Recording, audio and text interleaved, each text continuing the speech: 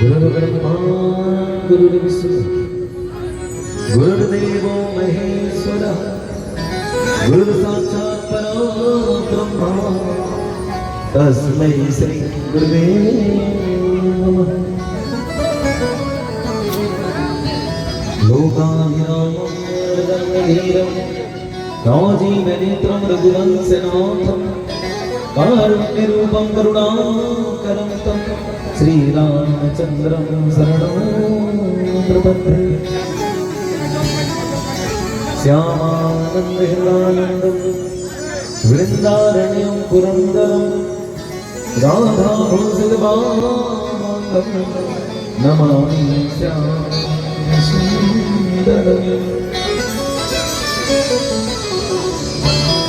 ध्येयं सदा मदिवामभीष्टदोहं वन्दे महापुरुषे चरणाम्बुजे।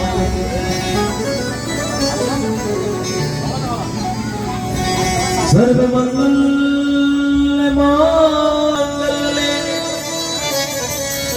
शिवे सर्वार्थसाधिके शरणे त्र्यम्बके गौरी नारायणी नमोस्तुते। या देवी सर्वभूतेषु बुद्धिरूपेण संस्थिता।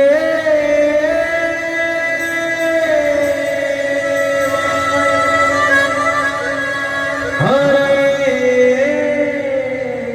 परमात्मने हृदयक्लेशनाशाय गोविन्दाय नमो नमः।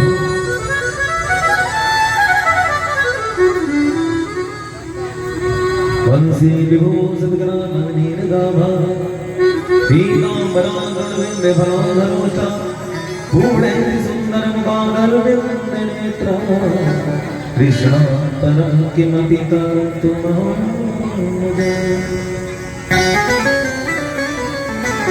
राम रामेति रामेति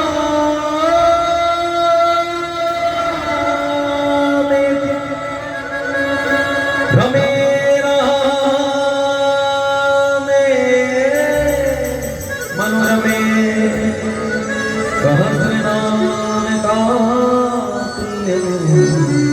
श्री राम नाम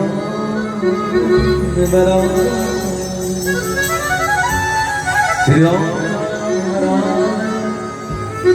श्री राम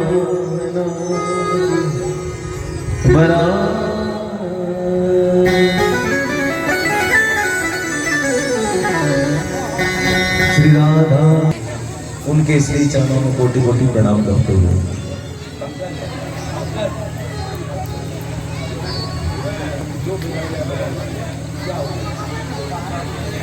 ज्ञाता ज्ञात उपस्थित सभी देवी देवताओं का इस व्यासपीठ से आवाहन करते हुए उनके श्री चरणों में कोटि कोटि प्रणाम करते हुए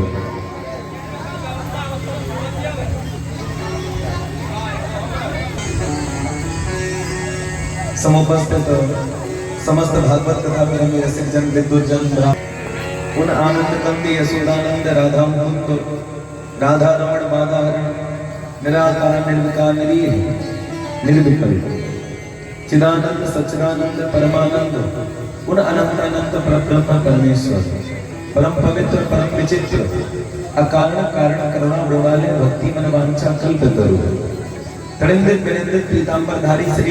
मरना सबको ही है, कोई अमर नहीं है, इसलिए जिंदगी को इतना सीरियस मत लेना, क्योंकि यहाँ से तो जिंदा बच के नहीं जाएगा, सब मर मर के जा रहे हैं। हम भी जाएंगे, तुम भी जाओगे, लेकिन एक छोटे से प्रश्न का जवाब दोगे, जब हम मर जाएंगे तो क्या हमारे साथ मकान जाएगा, दुकान जाएगी? बोलो हाँ या ना। आज की विडंबना ये है, अगर आज मेरी कथा सुन के कोई घर में जाके बोल दे राम नाम सत्य है, हम पटाख से दो मारेंगे, ऐसा नहीं बोलते। क्यों? क्यों? अभी राम नाम असत्य है। लेकिन आज मेरे जब बचपन में बच्चा पैदा हुआ, उसे बता दिया जन्मी जन्मभूमि च स्वर्गादपि करेयसि। भारत हमारी माता है। किसी को प्रणाम करना चाहिए तो कैसे करना चाहिए मैं बताऊं? रामचरितमानस में लिखा कि पाही नाथ मम पाही गोसाई और भूतल परहु लकुट की नाई। पहले जैसे एक लाठी एक डंडा जमीन पे लेट जाता है, इस तरीके से अपने माता पिता अपने गुरु को प्रणाम करें। एक व्यक्ति बोला इतने वीआईपी कपड़े लेट जाएंगे तो खराब नहीं हो जाएंगे? तो बोले एक काम करो, अपने माथे को गुरु के चरणों में टिका दो, तो मत्था पैरों में रखो। लेकिन आजकल का व्यक्ति इतना आलसी, वो मत्था नहीं टेकता। पता है क्यों? क्योंकि हेयर स्टाइल बिगड़ जाएगी। आजकल एक से एक डिजाइन के बाल कटवा लेते हैं, यो यो जो जो बनाना ढिमका, ऐसा लगेगा सतुरपुर में जा रहा हो। आपको पता है हेयर स्टाइल का जमाना कहां से आया? अरब देश से। क्यों? क्योंकि अरब देश में पाए जाते थे गधे। आज भी अच्छा, घोड़ा तो रंग बिरंगे होते हैं, पता चल जाएगा कौन किसका घोड़ा, लेकिन गधा जो होता है वो एक ही कलर का होता है। एक कथा मुझे याद आई। एक बार एक विदेशी ने भारतीय से कहा कि अरे साउथ अफ्रीका में चले जाओ सारे लोग काले, ऑस्ट्रेलिया में चले जाओ मैं सब गोरे, इंग्लैंड में चले जाओ सब गोरे, वेस्ट इंडीज में चले जाओ सब काले। पता चल जाता है कौन से देश का आदमी। लेकिन तुम्हारे भारत में तो रंग बिरंगे हैं, कोई काला है, कोई गोरा है, कोई सांवला है, कोई गेहुआ है। हाँ रंग, हाँ। और हेयर स्टाइल के चक्कर में इतना जीवन भ्रष्ट है कि पूछो मत। एक दिन मैं दिल्ली में जा रहा था, एक बच्चा, मेरी गाड़ी पे ब्लैक रंग का कांच था, रेड सिग्नल हुआ, गाड़ी रुकी, एक बच्चा आया पल्सर से।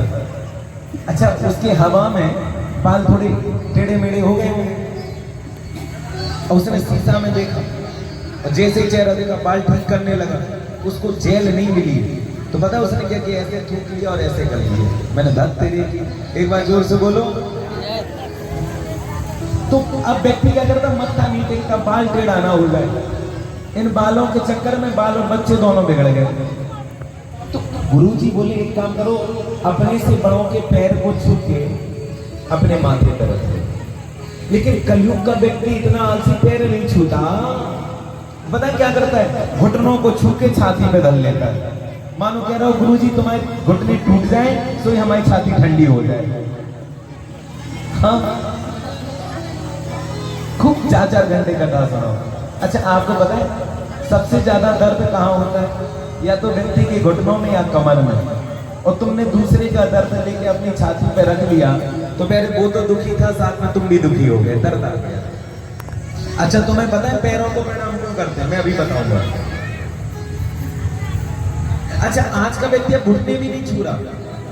पता है कैसे प्रणाम करेगा? ऐसे। हमने ये क्या है? बोले प्रणाम नमस्कार। लेकिन अब इतना आज को हाथ भी नहीं जोड़ता, खाली गर्दन ऐसे कर देता है। मैंने गिरगिट जैसी गाय को गर्दन हिला रहा है, इसका मतलब क्या है? बोले गुरुजी प्रणाम। मैंने कहा अरे टेक्नोलॉजी। अब इतना आलसी, गर्दन भी नहीं मटकती, खाली आंख ऐसे कर देता है। मैंने ये क्या था? बोले गुरुजी प्रणाम। मैंने कहा अरे वो तो भला हो कि दोनों आंखें चमकाई, कहीं एक आंख चमका देता तो गड़बड़ हो जाती। एक बार जोर से बोलो। लेकिन आपको पता है कभी तुमने देखा कोई किसी के पैर छूता है? पैरों को क्यों प्रणाम होता है? कभी कभी ना गुरुजी आशीर्वाद दे दो, गुरुजी प्रणाम, बाल पे गुरुजी, सर पे हाथ रख दे, आशीर्वाद दे दो। पैरों को पता है क्यों छूते हैं? हमारे शरीर के हर एक अंग का अलग अलग देवता होता है। पैरों के देखो, दाहिने कान में गंगा, बाएं में यमुना। हृदय के देवता ब्रह्म है, हाथों के देवता इंद्र है, आंखों के देवता सूर्य और चंद्र है, और पैरों के देवता पता है कौन है? नारायण। पैरों में किसका वास है? नारायण। तो प्यारे किसी व्यक्ति विशेष को नहीं, बल्कि हमारे पैरों के देवता नारायण को प्रणाम होता है। तो प्यारे अगर किसी के पैरों में दर्द हो तो गुरुवार के दिन भगवान विष्णु को 5 पीले रंग के फूल चढ़ाना और 2 चम्मच सरसों के तेल में 2 चम्मच पानी लेके अपने पैर के तलुओं पे लगाना। ऐसा करने से व्यक्ति के पैरों का दर्द गायब हो जाता है। एक बार जोर से बोलो। आइए छोटा सा मधुर मधुर भगवान को प्रणाम।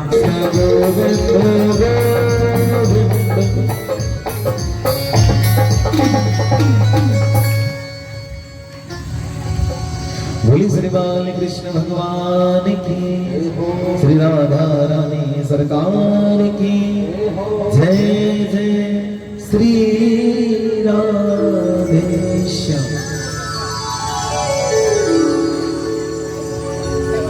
तो प्यारे आपको बताएं, कल जहां पे कथा चल रही थी हम सब उसी प्रसंग में चलते हैं। कल की कथा में हमने आपको बताया कि किसी वस्तु, व्यक्ति अथवा स्थान अगर हमें उसका लाभ चाहिए हो तो महत्व ज्ञान पूर्णस्तु। और आपको बताएं, जो हमारे सामने भागवत की कथा है तो कोई साधारण किस्सा या कहानी नहीं है, एक साक्षात भगवान कृष्ण का बांधमय विग्रह है। हमारे वृंदावन की आज से 125 वर्ष पहले की सत्य की घटना। एक संत जी थे, वो कभी गुरुकुल नहीं गए, पाठशाला नहीं गए, अनपढ़ थे। अपने आश्रम में भागवत की कथा रखे हुए थे और नित्य प्रतिदिन भागवत का पूजन करते, पाठ करते, परिक्रमा करते और भागवत के श्लोकों को खोलकर देखा करते थे। पढ़ना तो आता नहीं था। अच्छा, डेरा के आश्रम के अगल बगल रहने वाले जो बच्चे थे उनको पता था कि बाबा बिना पढ़ा लिखा है, और वो संत जी के पास जाकर बोले कि गुरुजी, इस भागवत की कथा में तुम क्या ढूंढा करते हो? कहीं ऐसा तो नहीं किसी दिन 500 का, 1000 का कोई नोट रखा हो और गुम गया हो? संत जी ने कहा, भैया मेरा धन तो गुमा है, लेकिन कोई साधारण धन नहीं, बल्कि हमारे प्राण धन श्याम सुंदर इस भागवत की कथा में गुम गए हैं। भागवत का अक्षर भी काला है और हमारा यशोदा का लाला कृष्ण भी काला है। ये काला काला अक्षर ही तो मेरे नंद का लाला है। एक बार प्रेम से बोलो, तुम नहीं आते। क्या नहीं आते? इस लोक। और संत ने बड़ा सुंदर जवाब दिया। संत जी बोले, बेटा तुमने बहुत अच्छा कहा कि मुझे इस लोक नहीं आते। अरे मुझे चिंता इस लोक की नहीं, मुझे चिंता तो उस लोक की है। और प्यारे भागवत के इस लोक को भी सुधारते हैं और उस लोक अर्थात परलोक को भी सुधारते हैं।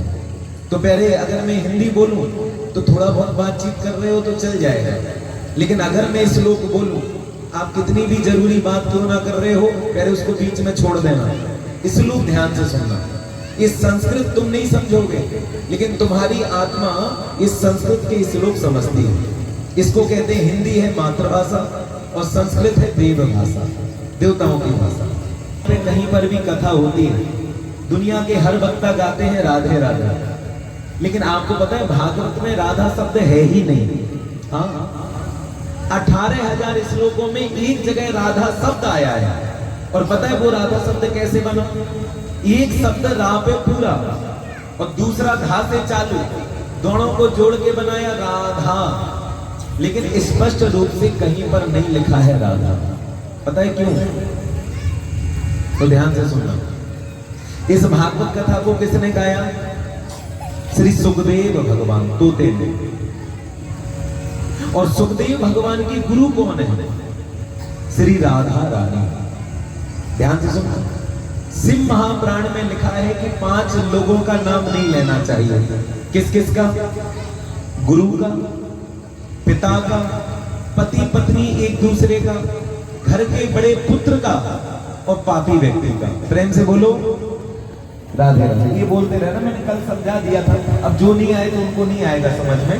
कल 2-2.5 घंटे हमने बहुत अच्छे से समझाया। हाजी के नाजी जो कल आए थे उनको बताया। तो 5 लोगों का नाम नहीं लेना, गुरु का, पिता का, पति पत्नी एक दूसरे का, घर के बड़े पुत्र का, पापी व्यक्ति का। सुनो क्यों नहीं लेना चाहिए? शिव महापुराण कहते हैं, बिना गुरु के जीवन शुरू नहीं होता। अरे जो गुरु हमें अंधकार से प्रकाश की ओर ले जाए, प्यारे उसका नाम है गुरु। और बिना गुरु के कभी भगवत प्राप्ति नहीं होती। कैसे?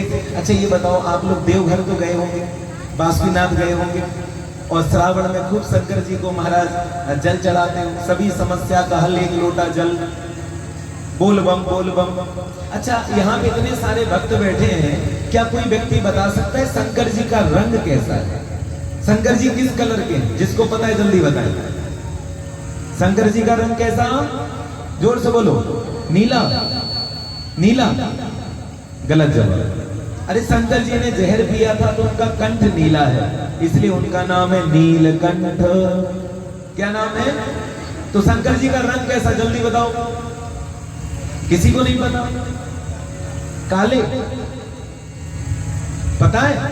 अच्छा, इसको कहते हैं माया। अच्छा, पता सबको है लेकिन बता नहीं पाओगे, ये चैलेंज है।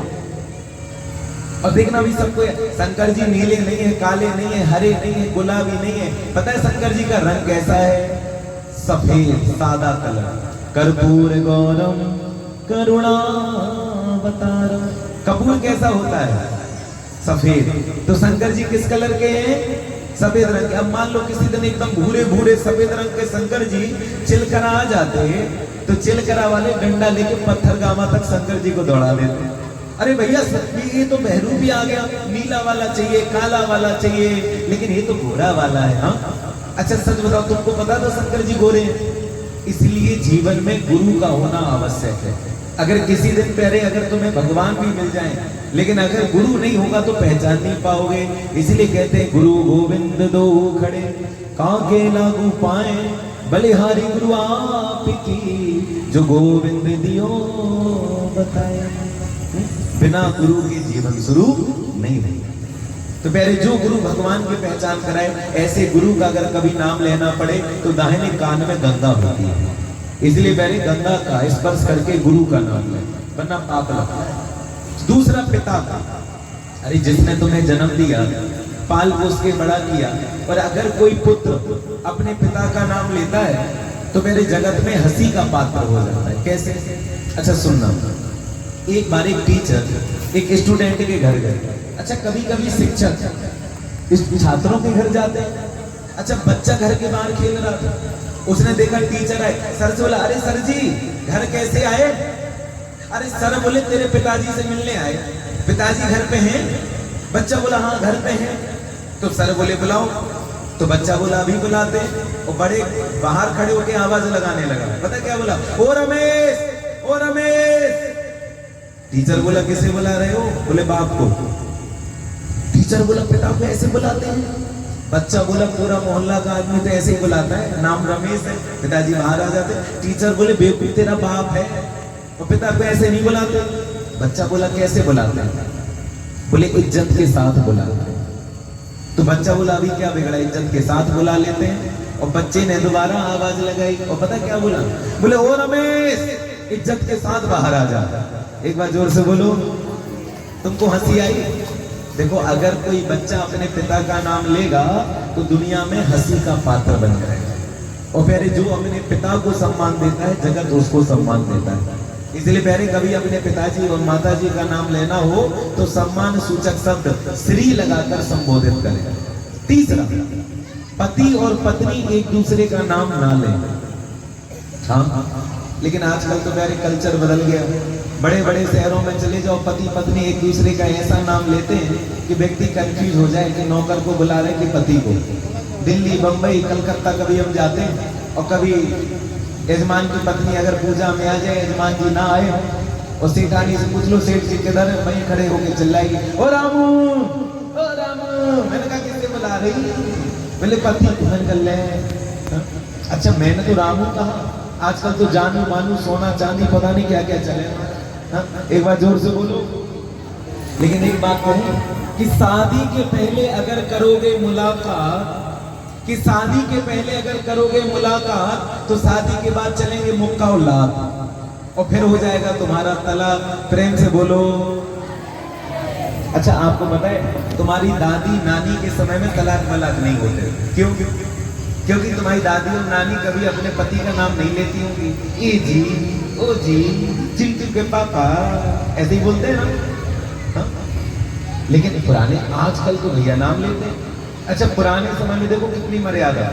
अगर अभी भी दादी नानी कोई आधार कार्ड बनवाने चली जाए और वहां का बाबू पूछ ले कि तेरे पति का क्या नाम है, तो खुद नहीं बताएगी, बल्कि बोलो ए तू बताना कहा नाम है, घूंघटो डाल दे। अगर पति का नाम है वासुदेव, और पुराने समय की लेडीज अगर आ जाए भागवत कथा सुनने और पंडित जी ने कीर्तन गाना शुरू कर दिया, श्री कृष्ण गोविंद हरे, हमरो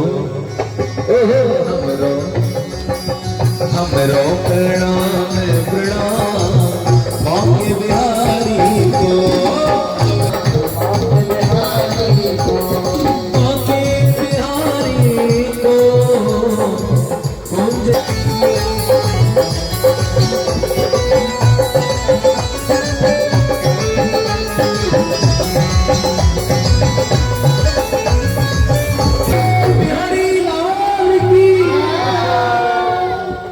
हरे